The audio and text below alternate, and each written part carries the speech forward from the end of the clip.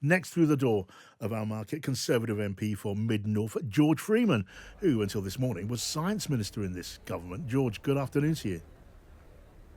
Good afternoon, John. George, hi. I say ex-minister. I read your letter repudiating Boris Johnson earlier on in the day, which was very toughly worded. It didn't actually say you'd resigned, but clearly you had. I wondered if you'd gone down the route of the Chancellor, who rebuked the Prime Minister but didn't resign. You were handing in your notice. Yes, call me old-fashioned, but I believe that when you've lost confidence in your boss, in your Prime Minister, and you say so publicly, then it's no longer possible to serve him.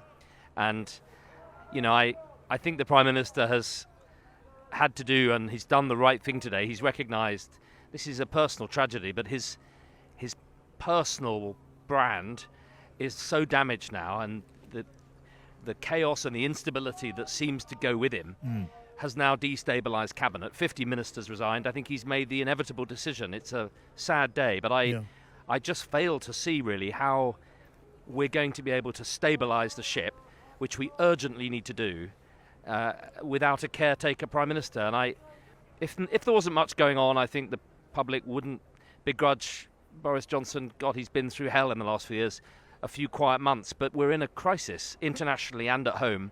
Cost of living, big economic decisions. I don't see how he's going to be able to bring stability that we need next week to government. Well, you heard his resignation speech, that extraordinary resignation speech. George, he means to be there until there's a new leader chosen. So are you or any other MP who feels the same way as you, that's the wrong way to go? What are you going to do about it? What can you do about it? Well, I'm trying today to talk to colleagues and to make the case in much more in sorrow than in anger that unfortunately it's very difficult to see how Boris Johnson, given the character that he is going to be able to govern for 3 months in quiet humility and contrition. And that certainly wasn't the tone of his speech earlier. And we face some very important decisions. I don't see how he's going to be able to take big economic decisions with a Chancellor who's already said he doesn't have any confidence in him, or big decisions about the legality of the Northern Ireland Protocol with an Attorney General who said she doesn't have confidence in him and wants his job. You can't have this. It's chaos.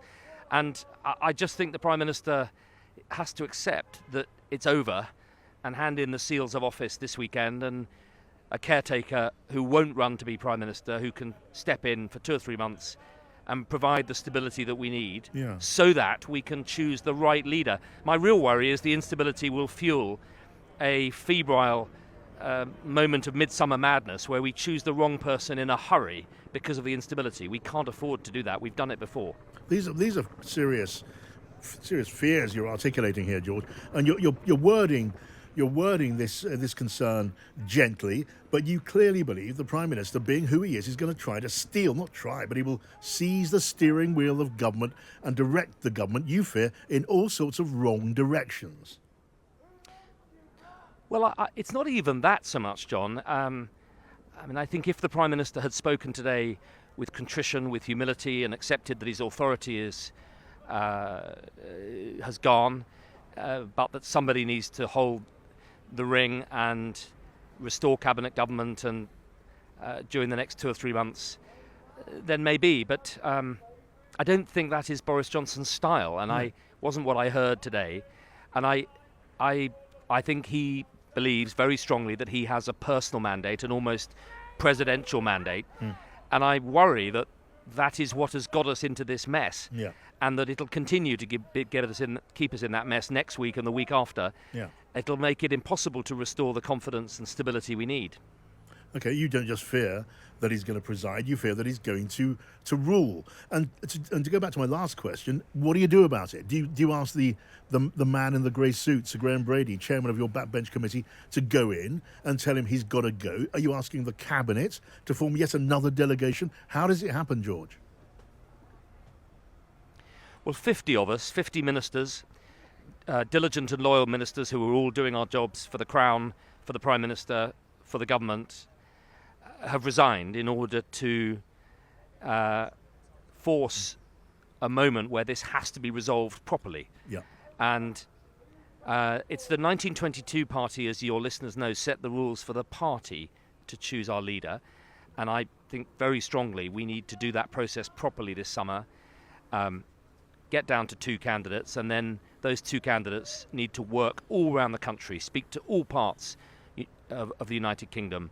They will be going into number 10 as Prime Minister, not just speaking to the Conservative Party, important though that is, that too.